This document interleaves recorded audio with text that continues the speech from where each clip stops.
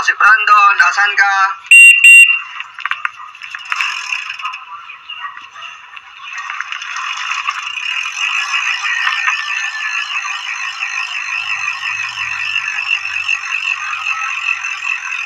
Tara na, ito si Brandon, padyak na.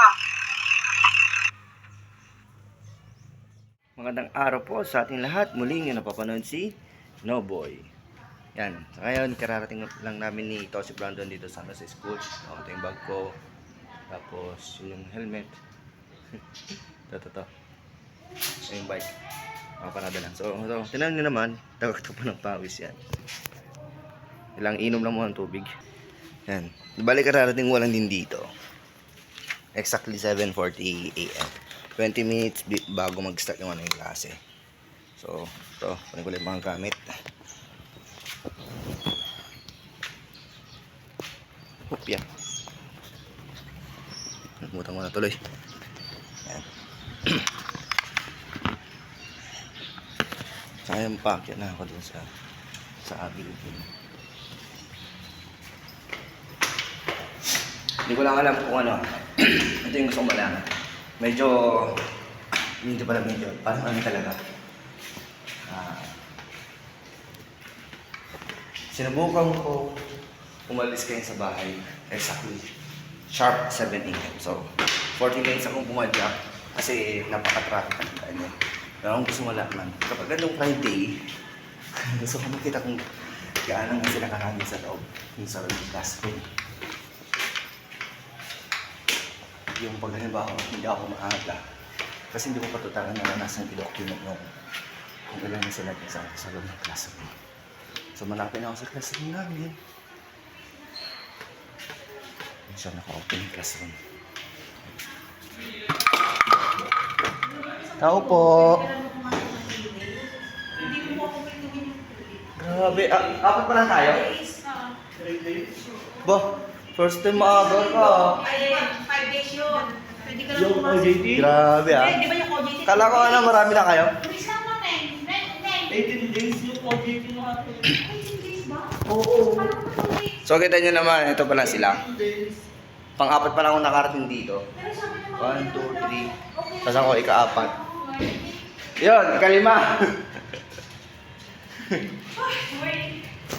Okay naman daw hindi ka pumasok 18 days. Okay na naman daw hindi mo complete yung 18 days na papasok. Kunyari, after ka lang 3 days. Yan. 3 days, 18 days. Di bali ano nga. OJT Yan, nag-uusap sila. Di ko alam kung ano yung pinag-uusapan OJT nila. natin, 18 days. 18 days. So, ganyan muna kapag wala pang ano. Wala pang Pero kasi pwede or naman di ba daw, hindi mo sa naman mga kunwari activity 18 namin. days. Hindi naman, So, muna, hindi naman sige. 18. Kada araw-araw ka papasok ka, diba? Pwede kang umabsent. Pwede mo sabihin dun sa mabait daw kasi yung booking services, sabihin mo 3 days ka lang in a week hanggang sa matapos mo. Yun. 3 days lang. Like, let's say MWF, Monday, So, Wednesday. sa ngayon, ito, naayos ko lang ano yung gamit ko. Pag-gamit ko. Yan. Saka ba mo OJT? Shades. Para sa akin. Di ko alam eh.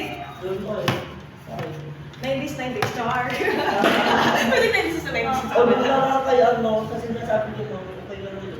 Pwede naman kayo ng Remy, hindi kayo anak yung... Sabi ni ma'am, Janet, maganda raw doon, sa inaat niya kasi, mahahantad na yun. kasi marami Paayos silang ano yung helmet natin. hawak na clients. So, merong partnership with corporation, Ah, may services, may merchandising, siguro meron ding baka may manufacturing, So, ibig sabihin talaga, kahit sa mga gandong ages pa rin. Pag Friday talaga, no? Madaming nagpa-Friday, no? Nakakatawa lang nga lang isipin. Pero, it's okay kasi hindi naman ganong record sa amin kasi sa ganito nga na kailangan maaga ka pumasok or kung ano man. Hindi naman siya nire-record talaga na maaga pumasok. Pero dapat, before na mag-start yung klase kasi, andito ka na. Or bago mag-umpisa yung training, dapat andito ka na. So, yun ang gusto ko lang kasi ibahagi sa inyo kung ano man yung mga ginagawa namin dito sa school.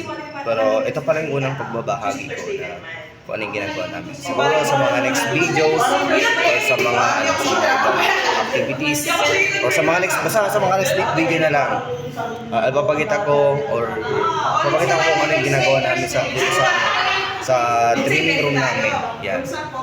Diba, like, ganun na lang yung yung gagawin ko muna. So, gantong video lang muna. Pasilip ng attendance, ganyan. Tuesday, Thursday, and So, yun. Basaan ko na lang. Ang importante, sa lahat po ng mga nakakapanood sa akin, make sure lang po na lagi po yung maaga po pasok para hindi po kayo maiwasan niyo pong abala sa daan. Kasi una-una pagpasok po ninyo, madami niyo po abala sa daan, traffic, mga ganyan, kung ano-ano pong mga posibleng dahilan na pagkahulin sa pagpasok. Kaya, yun, Friday and Monday. ang Sakit sa ulo. thank you so much po pala sana sa lahat na nga ng patuloy na sumusuporta at sumusubaybay sa akin, lalo na sa aking Facebook page. Yan. Kasi unti-unti po tayong nakikilala. Thank you so much po sa mga nakakapansin po sa akin. Then, thank you so much po sa